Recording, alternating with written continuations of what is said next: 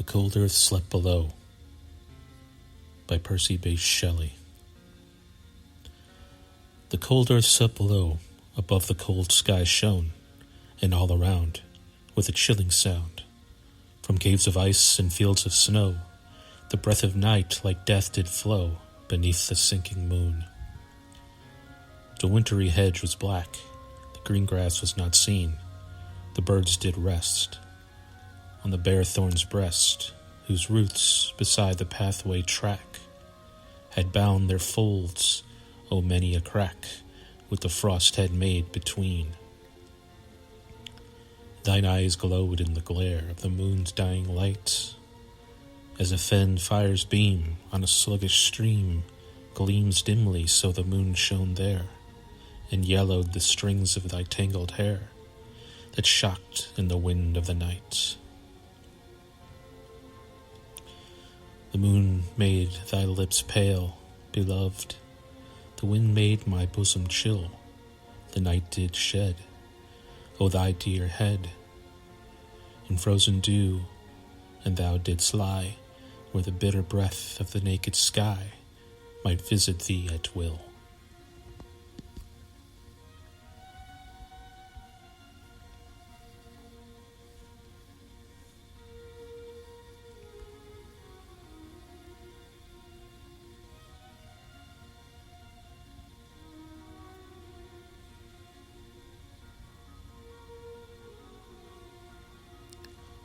Alastor, or The Spirit of Solitude, by Percy Bysshe Shelley. Nodum abam, et amorabom, corebom quid amaran amans menlia confieso St. August. Earth, ocean, air, beloved brotherhood, if our great mother had imbued my soul with aught of natural piety to feel your love, and recompense the boon with mine, if dewy morn and odorous noon, and even with sunset and its gorgeous ministers, in solemn midnight's tingling silentness, if autumn's hollow sighs in the sea air would,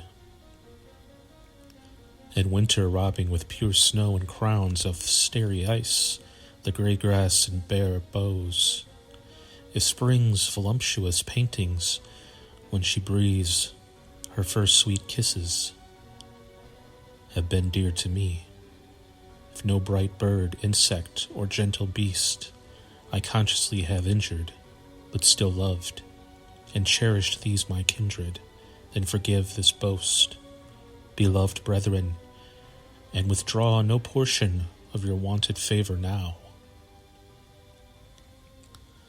Mother of this unfathomable world, favor my solemn song, for I have loved thee ever, and thee only. I have watched thy shadow in the darkness of thy steps, and my heart ever gazes on the depth of thy deep mysteries. I have made my bed in charnels and on coffins, where black death keeps record of the trophies won from thee, hoping to still these obstinate questionings of thee and thine, by forcing some lone ghost, thy messenger, to render up the tale of what we are, in lone and silent hours. When night makes a weird sound of its own stillness, like an inspired and desperate alchemist staking his very life on some dark hope, have I mixed awful talk and asking looks with my most innocent love, until strange tears, uniting with those breathless kisses, made such magic as compels of the charmed night to render up thy charge, and, though near, yet thou hast unveiled my innermost sanctuary, enough from incommunicable dreams, and twilight phantasm and deep noonday thought has shone within me that serenity, now unmove us as a long-forgotten lyre suspended in the solitary dome of some mysterious and deserted fane.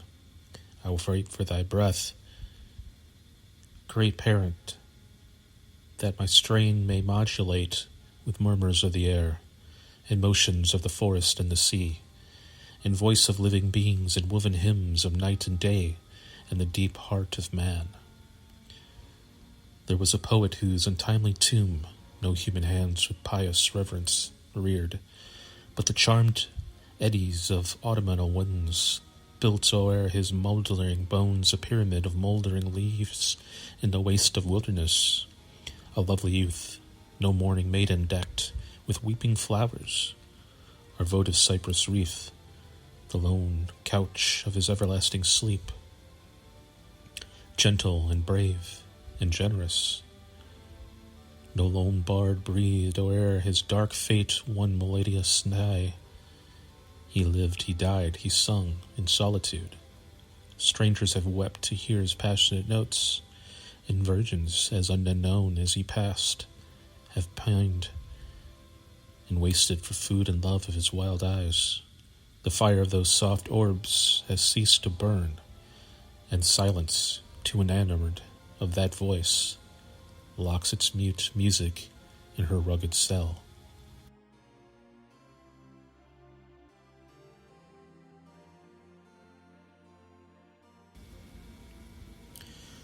By solemn vision and bright silver dream, his infancy was nurtured. Every sight and sound from the vast earth and ambient air sent to his heart its choicest impulses. The fountains of divine philosophy fled not his thirsting lips, and all of great or good or lovely, which the sacred past in truth or fable consecrates. He felt and knew. When early youth had passed, he left his cold fireside and alienated home to seek strange truths in undiscovered lands. Many a wide waste and tangled wilderness has lured his fearless steps, and he has bought with his sweet voice and eyes from savage men his rest and food. Nature's most secret steps he like her shadow has pursued.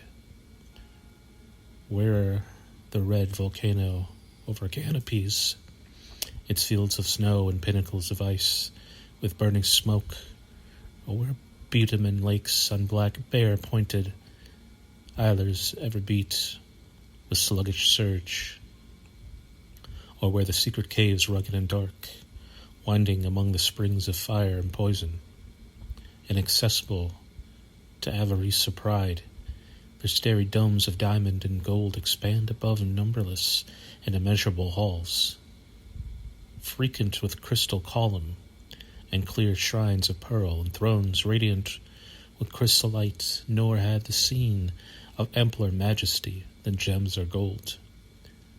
The varying roof of heaven and the green earth lost in his heart, it claims to love and wonder.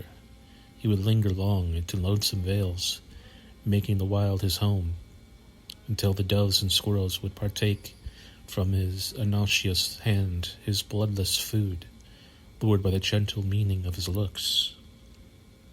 And the wild antelope that starts where the dry leaf rustles in the brake, suspend her steps to gaze upon a form more graceful than her own.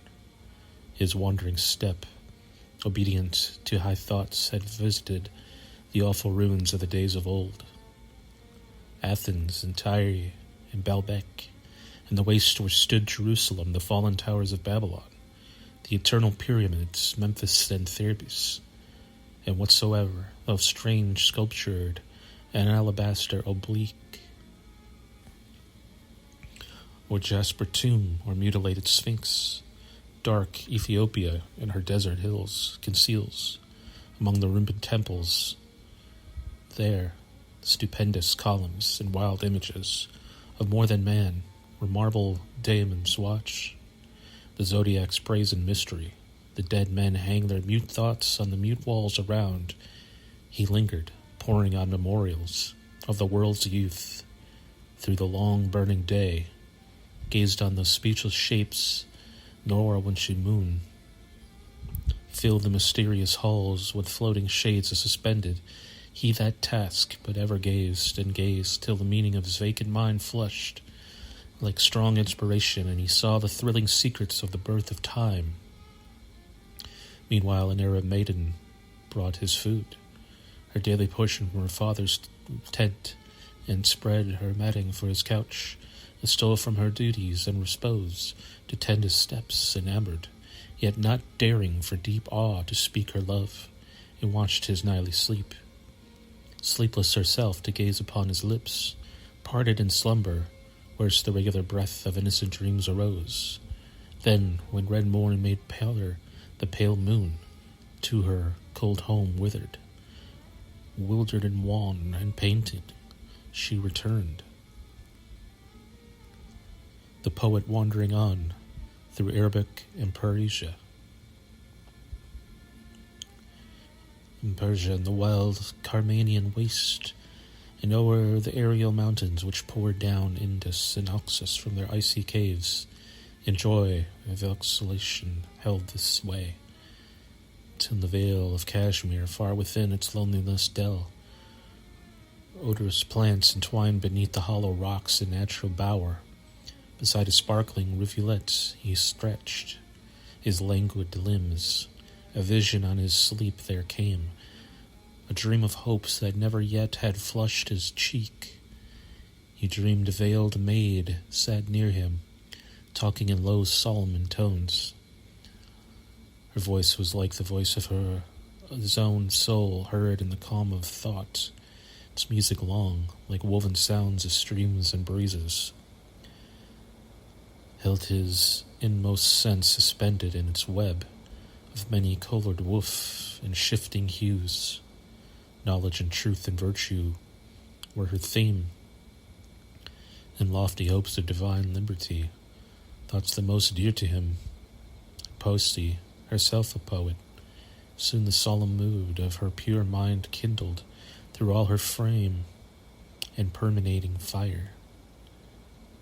While numbers then richly raised, the voice stifled in tremulous sobs, subdued by its own pathos. Her fair hands were bare alone, sweeping from some strange harp, strange symphony in their breaching veins. The eloquent blood told an ineffable tale. The beating of her heart was heard to fill the pauses of her music, and her breath tumultuously accorded with those fits of intermittent song. Sudden she rose, as if her heart impatiently endured its bursting burthen.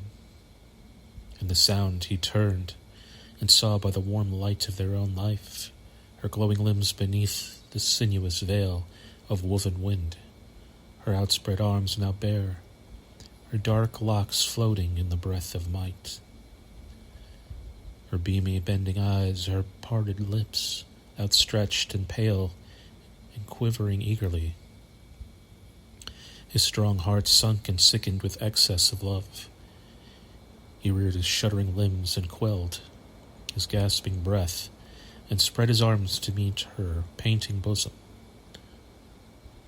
She drew back a while, then, yielding to the irresistible joy, with frantic gesture and short breathless cry, folded his frame in her dissolving arms. Now blackness veiled his dizzy eyes, and night involved and swallowed up the vision. Sleep, like a dark flood suspended in its course, rolled back in its impulse on the vacant brain.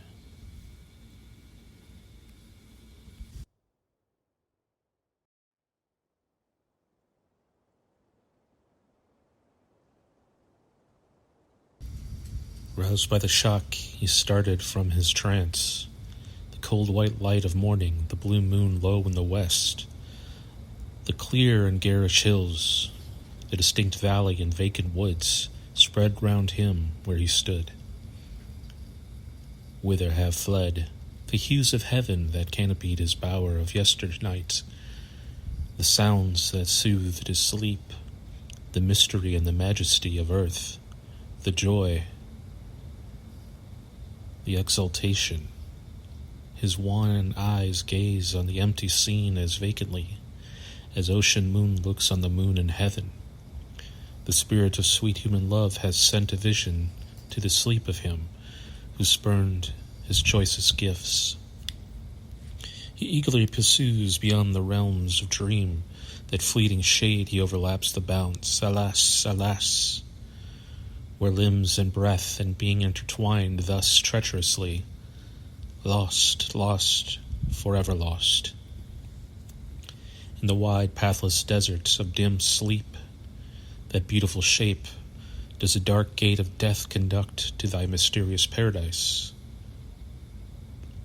O sleep, does a bright arch of rainbow clouds and pendant mountains seen in the calm lake lead only to a black and watery depth, while death's blue vault with loathliest vapors hung,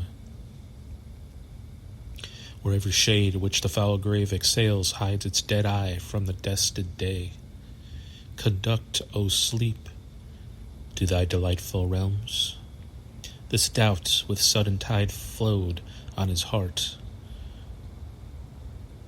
the insatiate hope which had awakened strung his brain even like despair.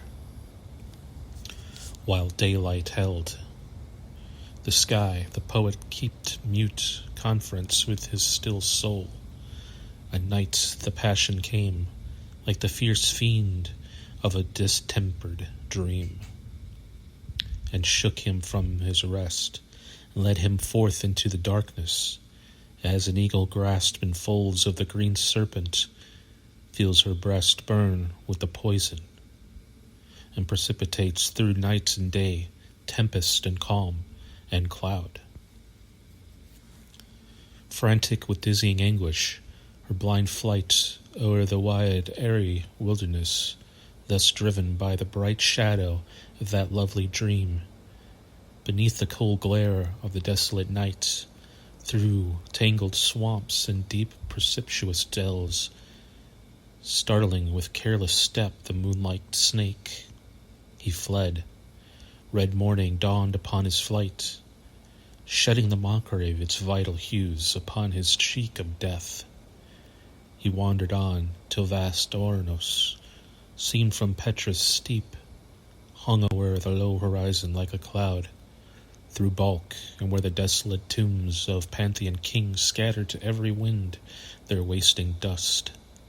Wildly he wandered on, day after day, a weary waste of hours, bearing within his life the brooding care that never fed on his decaying flame. And now his limbs were lean, his scattered hair surried by the autumn of strange suffering, sung dirge in the wind. His listless hand hung like dead bone within its withered skin. Life and the lustre that consumed it shone as in furnace burning secretly from his dark eyes alone.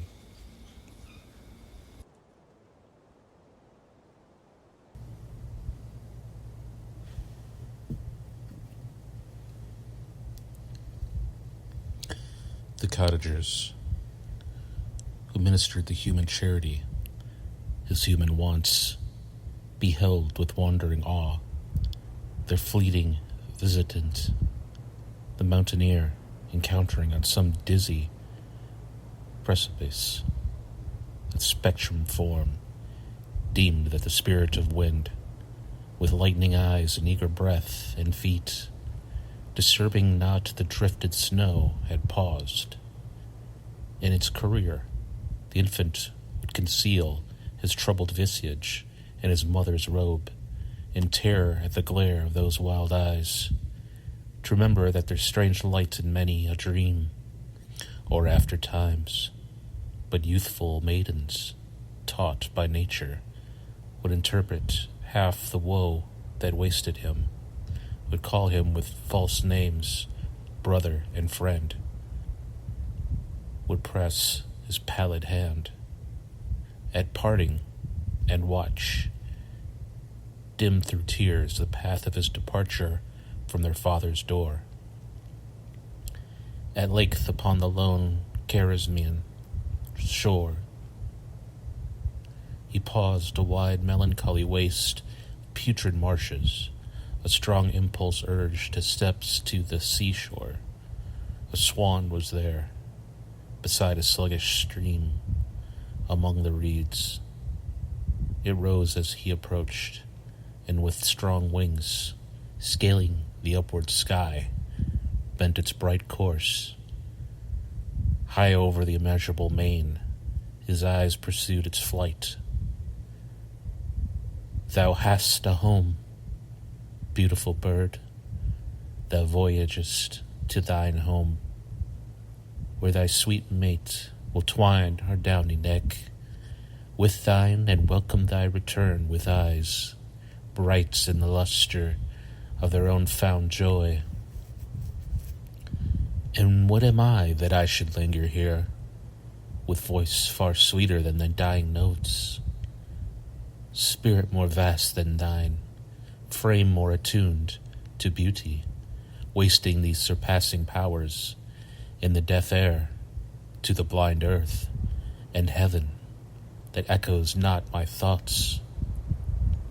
A gloomy smile of desperate hope wrinkled his quivering lips, for sleep, he knew, kept most relentlessly, its precious charge in silent death exposed, faithless perhaps as sleep, a shadowy lure, with doubtful smile mocking its own strange dreams.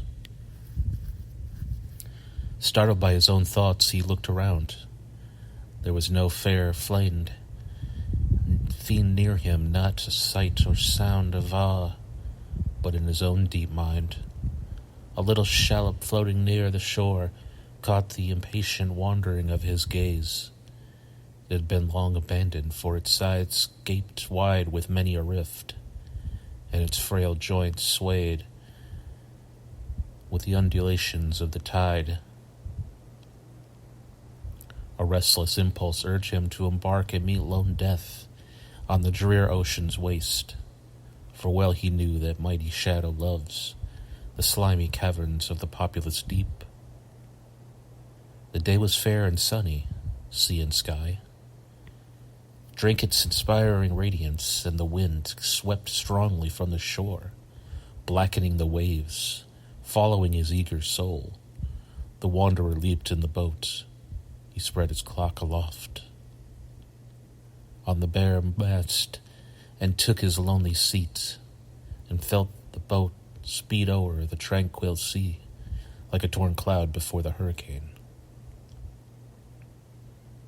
As one that is a silver vision floats, obedient to the sweep of odorous winds upon resplendent clouds, so rapidly along the dark and rough waters fled the straining boat. A whirlwind swept it on, with fierce gusts and precipitating force, through the white ridges of the chafed sea. The waves arose higher and higher. Still their fierce necks withered beneath the tempest's scourge, like serpents struggling in a vulture's grasp, calm and rejoicing in the fearful war of wave running on wave and blast on blast, descending in black flood on whirlpool driven with dark obliterating course. He sate, as if their genii were the ministers appointed to conduct him to the light of those beloved eyes. The poet sate, holding the steady helm. Evening came on.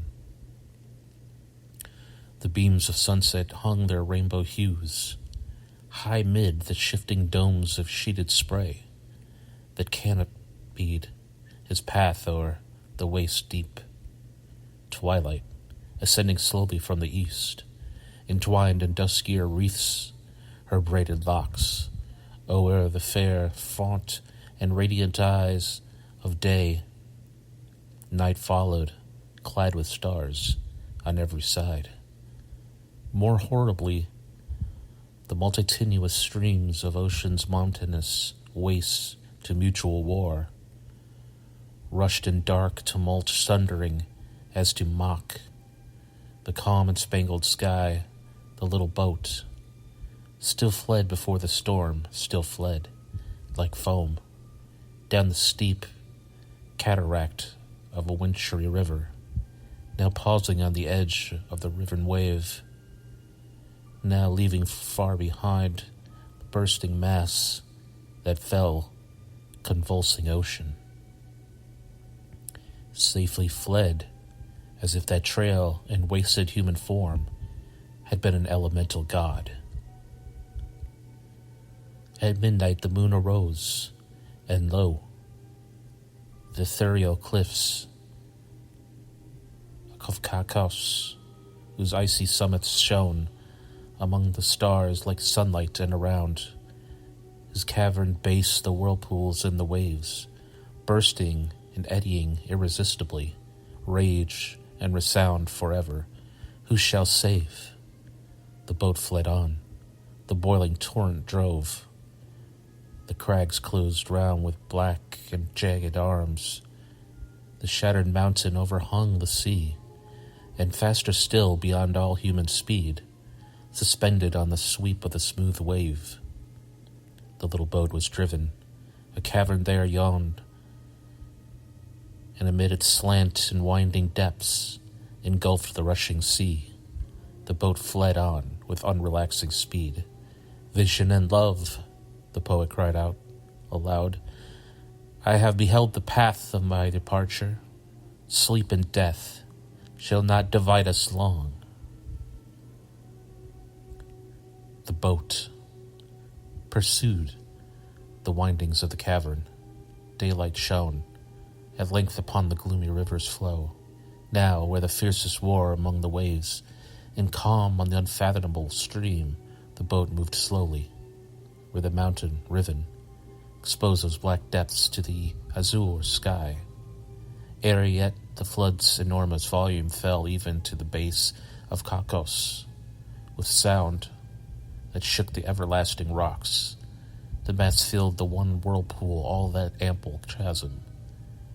Stair above stair, the eddying waters rose, circling immeasurably fast, and laved with alternating dash the gnarled roots of mighty trees that stretched their giant arms in darkness over it.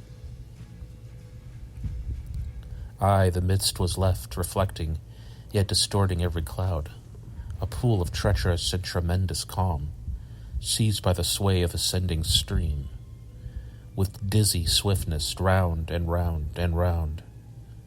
Ridge after ridge the straining boat arose, till on the verge of extremest curve, where, through an opening of the rocky bank, the waters overflow, and a smooth spot of glassy quiet mid those battling tides is left, the boat paused shuddering. Shall it sink down the abyss? Shall the reverting stress of that resistless gulf embosom it? Now shall it fall, a wandering stream of wind, breathed from the west, has caught the expanded sail, and lo, with gentle motion between banks of mossy slope and on a placid stream, beneath a woven grove it sails, and hark, the ghastly torrent mingles its far roar with the breeze murmuring in the musical woods, where the embowering trees recede and leave a little space of green expanse. The cove is closed by meeting banks, whose yellow flowers forever gaze on their own drooping eyes, reflected in the crystal calm. The wave of the boat's motion mirrored their pensive task, which not but vagrant bird or wanton wind, or failing spear grass, or their own decay, had they are disturbed before. The poet longed to deck with their bright hues his withered hair, but on his heart its solitude returned, and he forbore, not the strong impulse hid. In those flushed cheeks, bent eyes, and shadowy frame had yet performed its ministry. It hung upon his life as lightning in a cloud gleams, hovering ere it vanish, or the floods of night close over it. The noonday sun now shone upon the forest, one vast mass of mingling shade, whose brown magnificence a narrow veil embosoms. There huge caves, scooped in the dark base of their airy rocks, mocking its moans, respond and roar forever. The meeting boughs and implicated leaves wove twilight over the poet's path, as led by love or dream or God or mightier death. He sought in nature's dearest haunt, Some bank her cradle and his sepulchre. More dark and dark the shades accumulate. The oak, expanding its immense and knotty arms, embraces the light beach, the pyramids of the tall cedar overarching, frame most solemn domes within and for below, like clouds suspended in an emerald sky. The ash and the ascetic floating around hang tremendous and pale, like restless serpents clothed. In rainbow and in fire, the parasites stared with 10,000 blossoms, flow around the gray trunks, and, as gamesome infants' eyes, with gentle meanings and most innocent wiles, fold their beams round the hearts of those that love.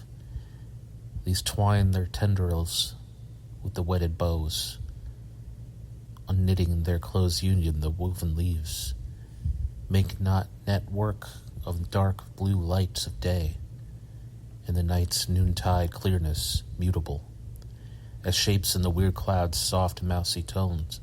Mossy lawns beneath these canopies extended their swells, fragrant with perfumed herbs and eyed with blooms, minute yet beautiful. One darkest glen sends from its woods of musk rose, twined with jasmine, a soul-dissolving odor to invite to some more lovely mystery.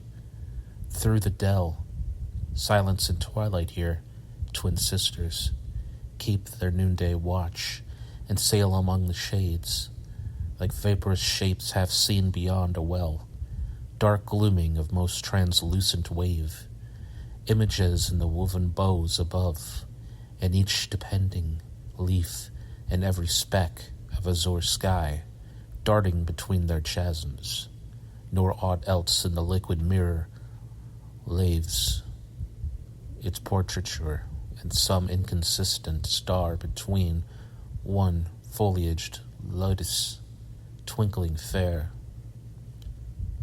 or painted bird sleeping beneath the moon, or gorgeous insect floating motionlessness, unconscious of the day, ere yet his wings have spread their glories to the gaze of noon.